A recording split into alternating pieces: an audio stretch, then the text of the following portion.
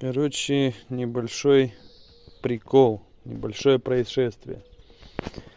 Значит, меняли прокладку ГБЦ, собрал двигатель, новый ремешок ГРМ, там помпа, бла-бла. Завожу машину, отрегулировал клапана, завожу машину, стуки где-то вот, короче, вот тут издаются какие-то штуки непонятные. Разобрал. Проверяю зазоры, везде зазоры идеальные. Собираю, завожу машину. Какие-то опять стуки такие звонкие, как будто металл об металл бьет. Проверяю зажигание, думал, может, клапан, да нет, все четко. А здесь вот такая вот фигня.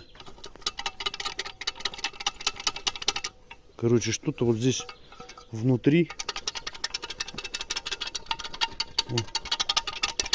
Я думаю, слышно, стучит. Что там стучит, непонятно. Сейчас вот это буду разбирать, смотреть, что это за стуки непонятные такие.